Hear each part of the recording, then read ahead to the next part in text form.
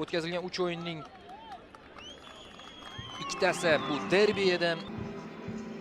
Qo'qon jamoasi ham birinchi g'alaba uchun harakat qiladi. Yuqori natijani kutadigan ishqibozlar hisoblanishadi. Mana Behzod Shamsiyev Surxonda Sardor, u sariq rangli libosda mana ko'rib turibsiz.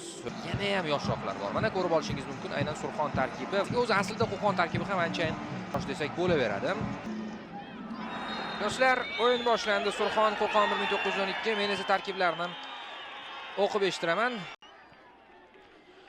Shu vaqtgacha o'tgan natijalardan agar kelib chiqadigan bo'lsak, shubhasiz Qo'qonning holati yaxshiroq deyishimiz mumkin. Mana imkoniyat, xavfli vaziyat, zarba va darvozabondan super save.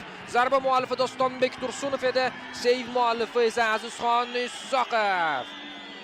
Men yanglishgan bo'lishim ham mumkin. Xo'sh, 7-raqam. Chalg'imaymiz. Mana chalg'itdi, raqibni, himoyachini va zarba yo'lladi. Bu degan tufayli chekinishga majbur bo'lishdim. Ammo baribir qaytishdi. Chap qanotga ichkariga uzatma, xavfli vaziyat, zarba. Qanday chiroyli zarba yo'lladi hozir Surxon.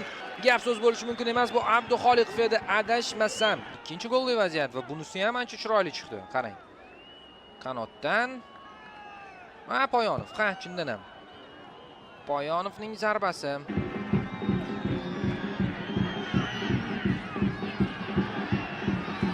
Yaxshi pas, zarba, biroz noaniq.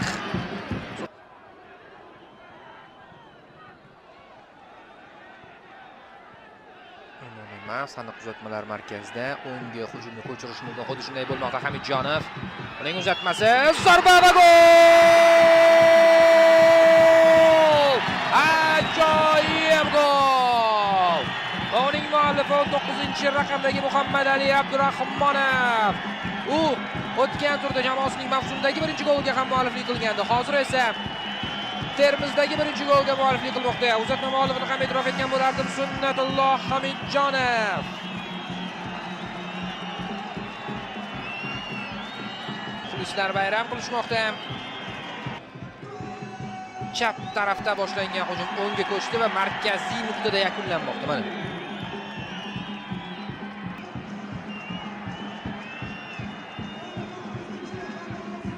Mana rakursdan ham ko'ramiz. Mana bunday.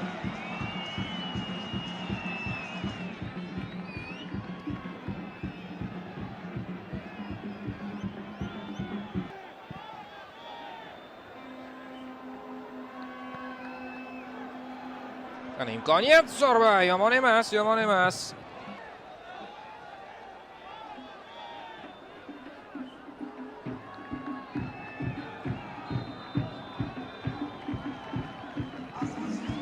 Birinchi bo'lim nihoyasiga yetmoqda menimcha va endi ikkinchi taymda futbolchilar harakat qilib ko'rishadi.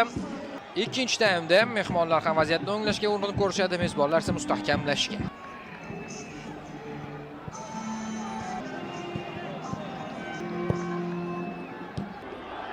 Qo'qon ta'qibchiga aylangach hujumlar uyushtirdi, 4 ta zarba yo'lladi jamoa birinchi taymda umumiy.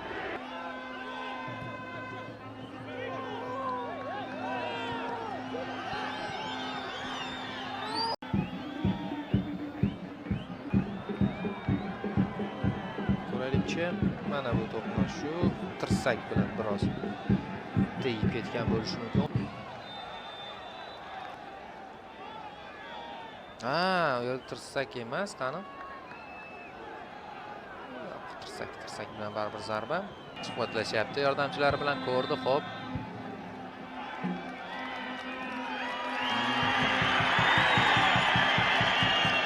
Qizil kartochka Sunda G'afurovga.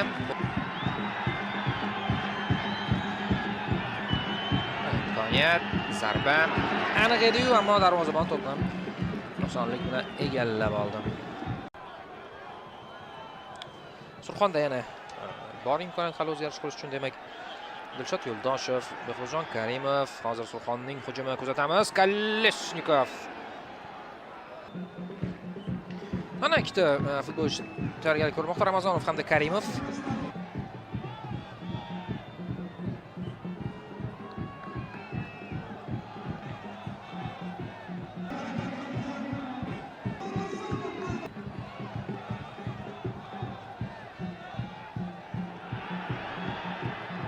qanot. Surxonda imkoniyat. Saqlab qolishdi maydonda. Uzatma ham bor, zarba ham bor. Himoyachi qutqarmoqda.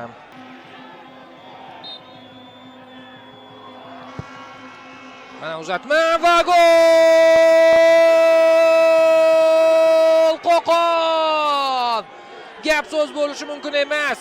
Bir futbolchi kam bo'lib, ular yodingizda bo'lsa mana shu nuqtada Husnul G'ofurov qo'pollik ishlatgan tufayli chetlatilganda mana shu nuqtada jarima zarbasi belgilandi va hisobni tenglashtirishmoqda.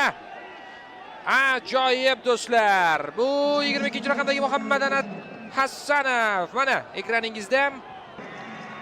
Xo'sh, Hasanov hech kimga tegmadimi? Aliya Fayzullayev bo'ldimi? Fayzullayev Eron darvozasiga texnik jihatdan mana shunga o'xshash gol kiritgandi. Hech kimga tegmasdan kirib ketgandi. Masofa boshqacharoq, nuqta boshqacharoq edi. Lekin vaziyatda o'xshashlik bor.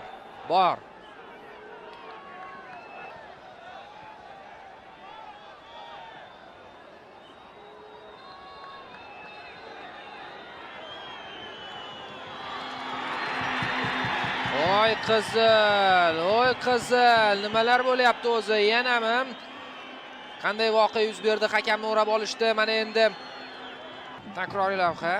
Mana bu yerda o'ziga hozir yordam ko'rsatilgan futbolchi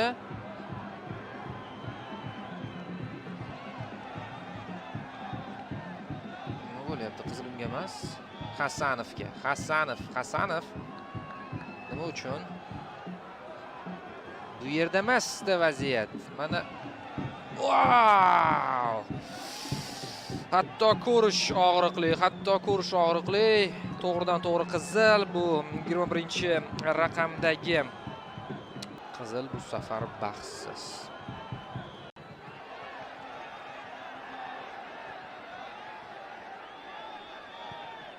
Surxon. Endi tushunarli, Surxon hozir har qanaqasiga oldinga o'tadi.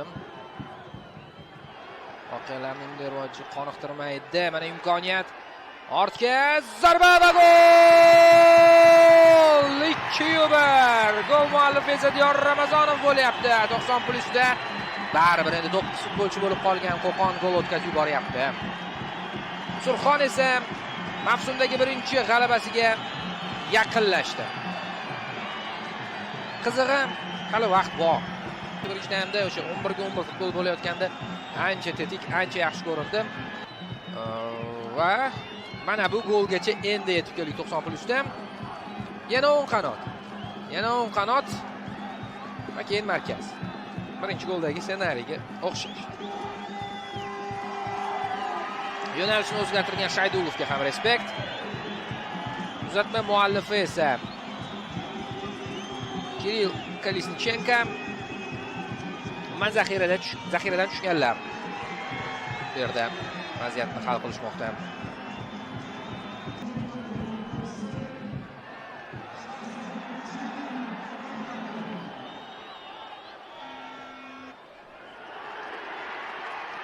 Yana bir imkoniyat bo'ladi. Yarim maydonchasi ichida Surxonda zarba, Hamidjonov zarba va gol! 3-1 yana bir sariq kartochka, lekin endi golni nishonlamoqda. Endi unga qizig'i yo'q Asadbek Karimov.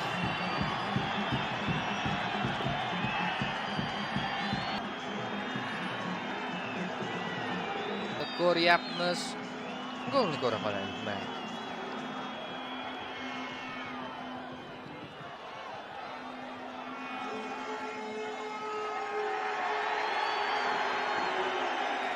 E'tirozlar bo'lganda orada shu qo'l bilan o'yin deb. Lekin bir soniya o'tmasdan darvoza ishg'ol qilindi. 11-raqamdagi Haydarov yaxshi o'ynadi bu yerda. Keyin Hamidjonov. Va ikkisi oxirgi daqiqalarda bo'ldi. O'yin tugadi. Markaz ko'rsatilmoqda. Surxonning birinchi g'alabasi Qo'qonning birinchi mag'lubiyati bilan yakunlandi bu o'yin. Mavsum o'z uyida g'alaba qozondi. Ba'zida mana shunday uchrashuvlar ham bo'ladi. Surxon ahlini, surxondaryoliklarni birinchi g'alaba bilan tabriklash mumkin.